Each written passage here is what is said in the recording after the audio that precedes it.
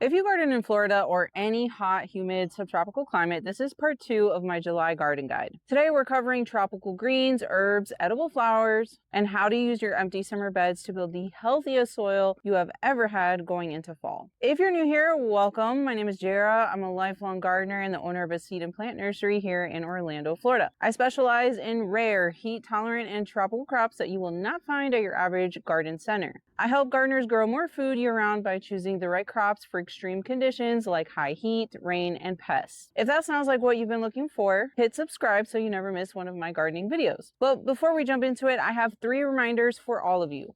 First, I have a free printable July planting checklist with every crop I mentioned in part 1 and part 2. Click the link in the description, drop your email, and I'll send it straight to you. If you are already on my email list, I sent it to you on June 28th, so go check your inbox. Second, every month I put one seed category on sale exclusively for my viewers as part of my Grow Along With Me challenge, and this month it is all about tomatoes. Use code TOMATO50 at checkout on jerrasgarden.com to get 50% off all tomato seed packets. I chose tomatoes this month because July is when you need to start sowing them indoors if you want to grow your own transplants so they're ready in time for fall planting. Check out my website for my favorite varieties that have proven themselves right here in my Florida garden. The code TOMATO50 is good through the end of July. Only one discount code can be used per order, and it can't be combined with other offers or codes. And third, if you are planning to grow garlic this fall, my seed garlic pre-sale is still open, but it closes very soon on July 10th. Seed garlic is the garlic you plant in late fall to grow a crop of bulbs, and I offer my favorite varieties that I have grown fantastically well right here in my own garden. Head on over to jerrasgarden.com and reserve yours now so they arrive in time for planting or vernalizing.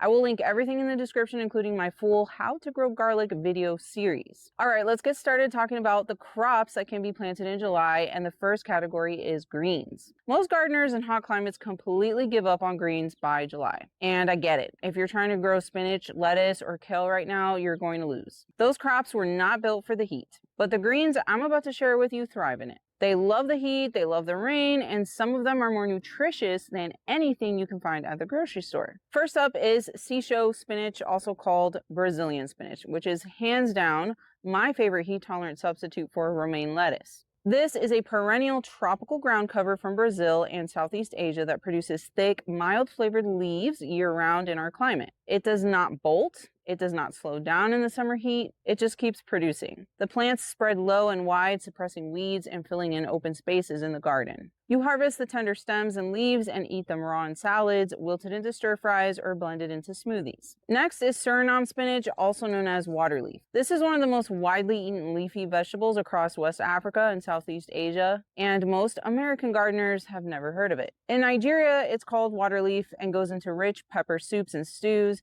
In the Philippines, it is called Philippine spinach. In Puerto Rico, it grows wild as a pot herb. The leaves are thick and slightly succulent with a mild, clean flavor that works cooked or raw. In our climate, it self-seeds freely, thrives in heat and humidity, and once you have it in your garden, you basically have it forever. Next is Molokhia, also called jute mallow. This plant has roots going back to ancient Egypt, where it was considered a dish for royalty. In Egypt today, it is cooked into a silky soup with garlic and coriander. It has a uniquely gelatinous texture from the natural mucilage in the leaves, similar to okra. Molokhia is also grown in Nigeria, the Philippines, and more hot climates, so it's one plant with a long history across many different food cultures. And here in our Florida summer heat, this plant grows incredibly fast. Direct sow now, and you'll be harvesting leaves in 6 to 8 weeks. Next is katuk, also called sweet leaf. This is a perennial shrub from Southeast Asia, Thailand, Malaysia, and Indonesia, and I genuinely think it's one of the most underrated edible plants you can grow in zones 9 and up. The young, tender shoots are eaten raw or slightly cooked and have a mild, nutty flavor.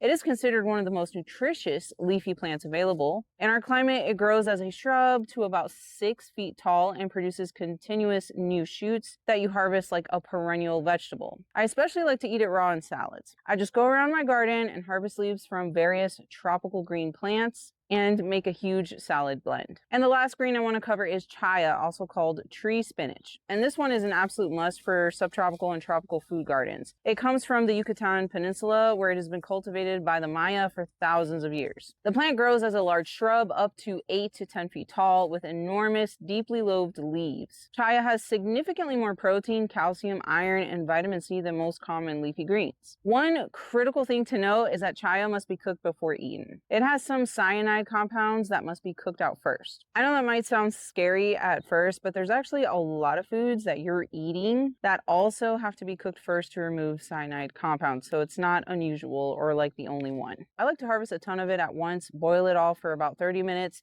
drain away the water, and then I have a lot of prepared cooked greens that I can add to soups, curries, or scrambled eggs, which is a popular Mexican dish that uses chaya.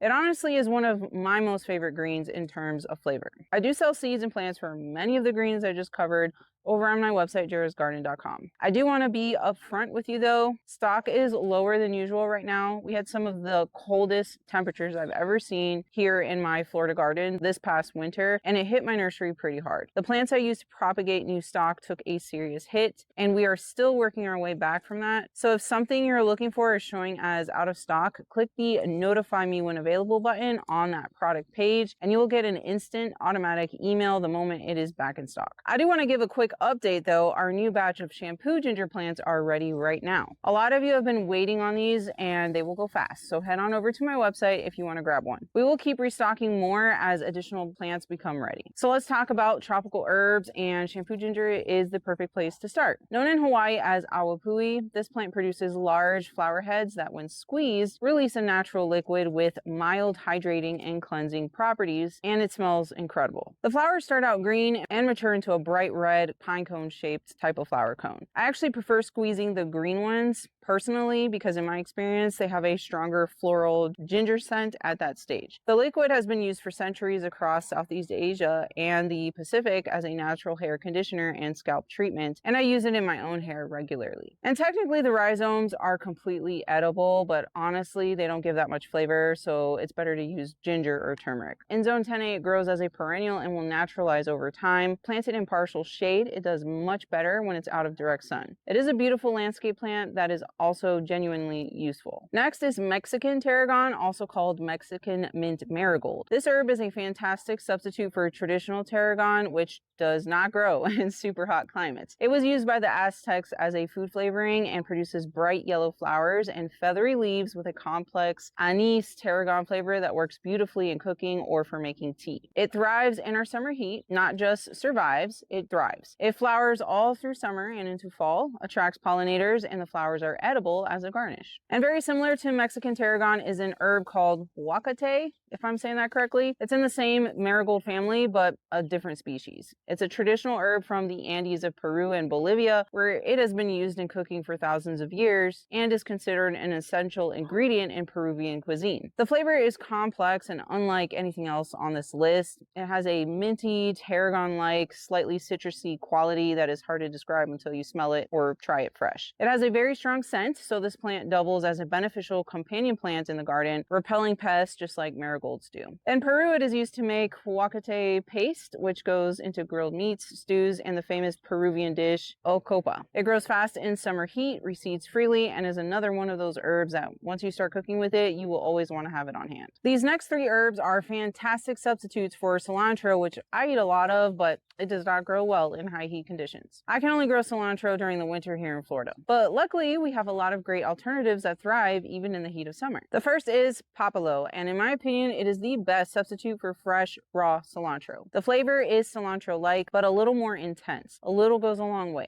Papalo is best used raw because the flavor just kind of disappears if cooked or dried. In Mexico, it's commonly used as a topping on tacos. I personally love to make sauces or condiments with it, like chimichurri or a tomatillo salsa verde or a poblano serrano pepper crema. I have a recipe video on how to make all of these over on my second YouTube channel called Jerra's Fresh Kitchen, and of course I'll link it in the description below just to give you all ideas on how to use papalo. Next is culantro, which is similar to papalo in that it tastes like cilantro, but significantly stronger and more intense, and unlike papalo, it holds up through cooking. That's the key difference. It is the backbone of Caribbean sofrito and is called recao in Puerto Rico and shadow beni in Trinidad. If papalo is your fresh cilantro swap, culantro is your cooked cilantro swap. It thrives in partial shade here in my Zone 10A garden and grows as a perennial. If you cook a lot of Caribbean food, this one is a must. And guys, this is Teddy. He's my faithful garden companion, and he loves to be in videos too. So moving along, the last one is epazote, and it's in a completely different category from the other two.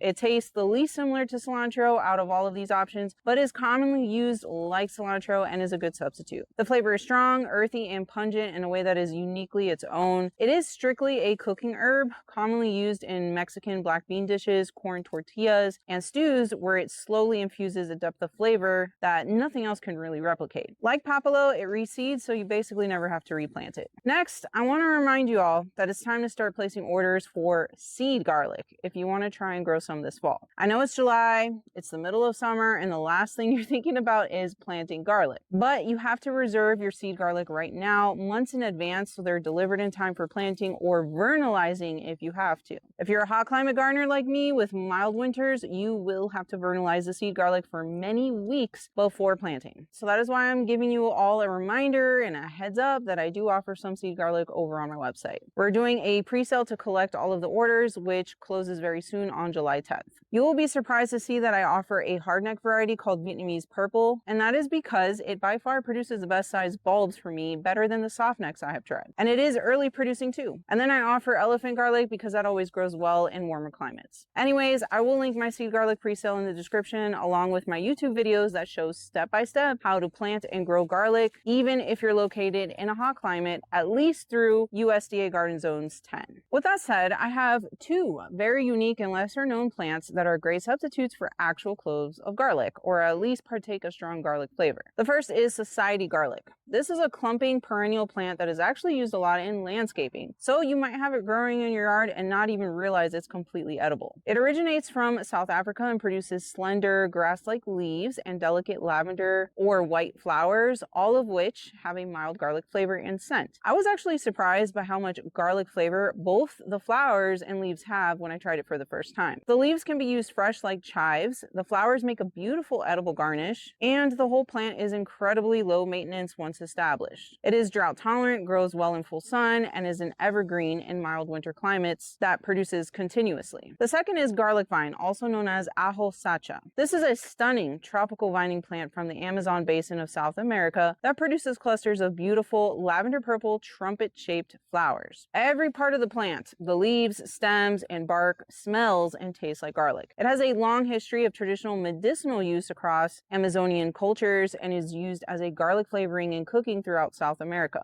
In warm winter areas, it grows as a perennial flowering vine that will evade the HOAs and provide something edible. The first time I saw this plant and tried it was in Costa Rica. The best part to eat, in my opinion, are the young shoots or the tips of the vines with the newest growth. You can cut them so they're about 4 or 5 inches long, and it resembles a very thin asparagus with a garlic flavor. It tastes amazing when it's stir-fried. Next, I want to come back to something I talked about in last month's garden guide. Cover cropping your beds this summer so your soil is ready and stronger than ever heading into fall. I would say July is your last chance to cover crop so it grows for about 4 to 6 weeks before terminating it. That way your growing spaces are ready in time for fall planting. I have some recommendations on the best cover crops to use if you're located in a tropical or subtropical climate. The first is sun hemp, a fast-growing tropical legume that fixes nitrogen, produces massive amounts of biomass, and shades out weeds completely. It can grow 6 to 8 feet tall in just a few weeks in our summer heat. One important note, terminate it before it flowers so it does not go go to seed and become invasive. Cut it at the base, leave the roots in the soil, and spread the stems and leaves as mulch right over your beds. The second is sorghum Sudan grass. It's a vigorous summer cover crop that produces deep roots that break up compacted soil, builds organic matter quickly, and generates an enormous amount of above ground biomass. It is one of the best options for beds that need serious structural improvement before fall planting. And the third is a mustard mix called Caliente Rojo. Now, both sunhep and sorghum Sudan grass are known to suppress root knot nematodes, but this Caliente Rojo mustard mix was especially selected because it has a very high concentration of compounds that suppress root knot nematodes. While these mustards grow and then later decay once terminated, it releases these compounds into the soil, a method called biofumigation. If you have struggled with stunted,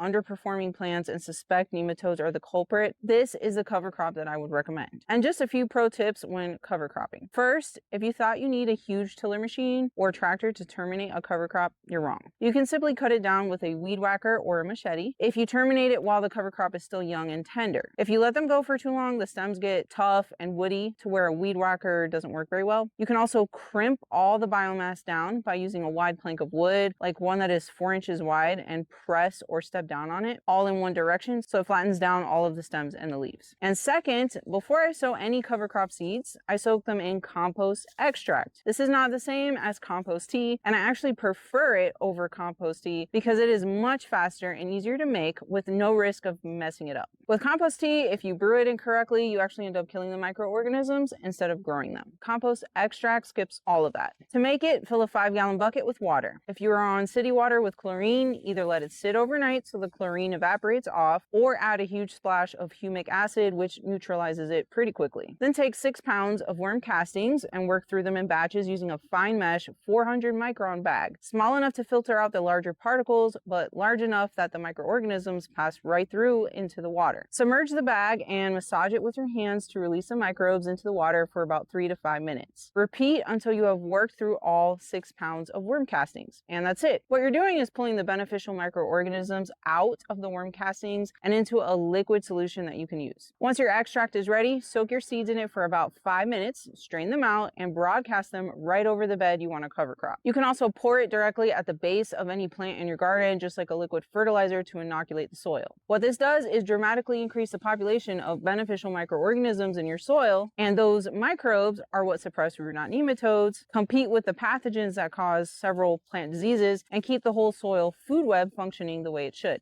And I do have some packs of these cover crop seeds available on my website. I know sometimes they can be kind of hard to find, especially the Caliente Rojo mustard blend. All right, my garden friends, this wraps up my July garden guide, which gives you tons of ideas on what to plant and grow right now. Don't forget to reserve your seed garlic before the pre-sale closes on July 10th. Grab your free printable July planting checklist linked in the description, and use code TOMATO50 to get 50% off packs of tomato seeds over on my website. I hope between part 1 and part 2, you found at least a few new crops to add to your garden this month. The reason I dive so deep into unusual and lesser known plants from other countries is very simple. Most of the traditional crops that American gardeners are familiar with originated in Europe, which means they were bred for temperate climates, not ours, not subtropical or tropical climates. If I only grew what you typically find at a standard garden center, I would have almost nothing to work with in the summer. But when you start looking at what people are growing in West Africa, Southeast Asia, the Caribbean, India, and South America, in climates that look a lot like ours, the options open up completely. That is what makes summer actually exciting to garden for me. If you know of any crops, herbs, or edible and medicinal plants that grow well in heat and humidity, especially anything from another country or food tradition, drop a comment below. I am always looking for more to test in my own garden, and I genuinely love hearing from you all about what you're growing. Thanks for watching, and happy gardening.